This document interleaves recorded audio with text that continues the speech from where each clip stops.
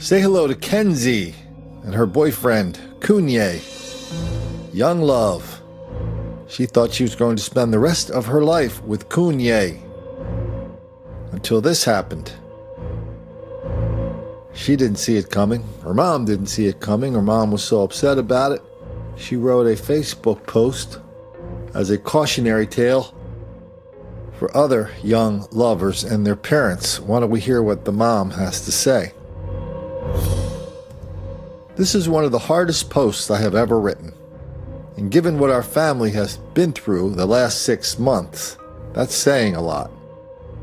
On Friday evening, my daughter Kenzie, on the heels of her 18th birthday, was horrifically assaulted by her boyfriend Kenyea. She had went to his house after school, as was their usual routine. She was met with anger and agitation that seemingly came from nowhere. He insisted she leave, and when she did, he called her and told her that if she wasn't back in 5 minutes, he would kill himself. She immediately rushed to the home, concerned for his safety, and after being repeatedly accused of cheating on him, she tried to leave. But after leaving, she simply wanted to let his younger brother know to keep an eye on him because Kenyea continued to threaten his own life. With her back to him, Kenyea jumped in front of her and began to unleash a physical assault so violent and vicious, I am thankful she survived. Sitting in the ER hearing the details of this attack from Kenzie was by far the most horrific thing I have ever encountered as a parent. By far.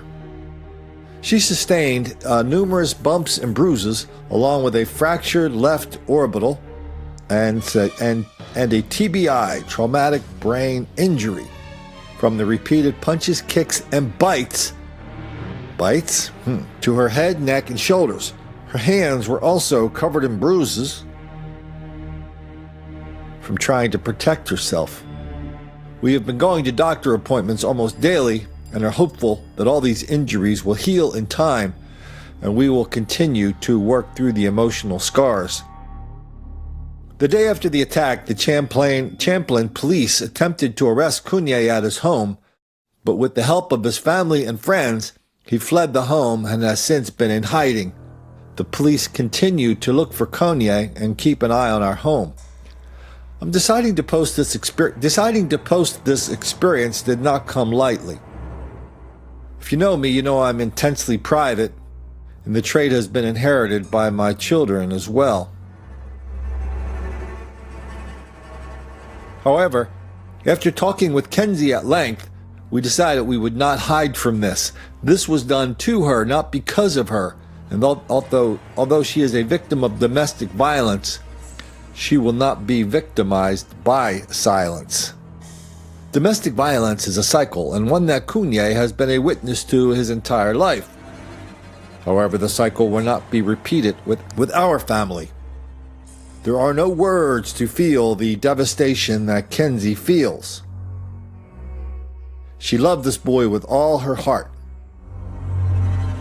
and she had hoped to spend the rest of her life with him. She will instead spend the next handful of years learning to love and trust again. However, I've reminded her that most men don't hit, and that Dad showed her the example of that for the 21 years we were together. As for Kenyea, he's facing 2 felony charges for the assault and for fleeing the police.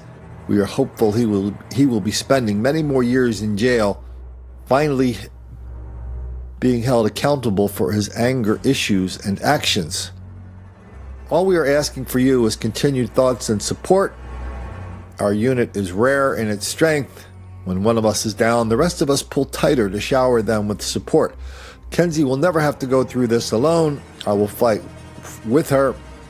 However, hiding from what happened makes us look as though we are ashamed, and I will never allow one of my daughters to feel shame for anything that they could have neither anticipated or prevented. Please, sir, I want some more. If you see him, please consider him dangerous and call 911. Whenever we talk about black on white violence around here, I mean, you guys know we're on such a tightrope, a razor's edge. And so I like to try and be very careful with the words. One use I don't word around here is the word prone, because to me prone has a futuristic connotation in it. We're not in the future business. We're not in the prediction business. We're in the happening right now business.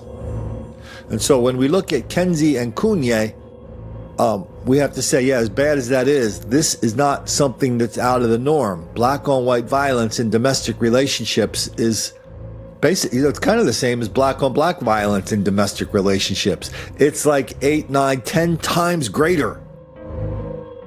That's 800, 900, 1,000% greater. Black on white versus black on black, or versus white on white. The level of black on white domestic violence is enormous compared to white on white domestic violence.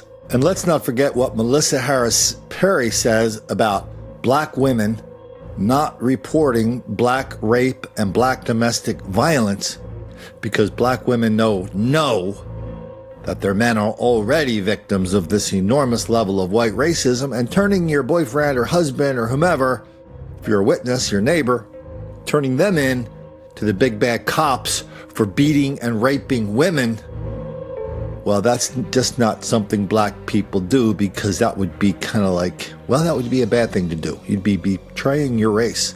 And let's not forget what the Huffington Post said just a couple weeks ago. Quote, black people are trained to protect the race at all costs. Unquote. That's why they don't report. That's why black women don't report rape and domestic abuse just like this. So maybe it was a surprise when that little white chick showed up in the emergency room with some cops in tow. It's like, wow, chicks don't normally report this. Black women don't normally report this. We normally get a pass on this. And so I don't know what young people or older people are supposed to do when you find yourself in this situation where the odds are against you. The heart wants what the heart wants, even if that does make the black kids angry.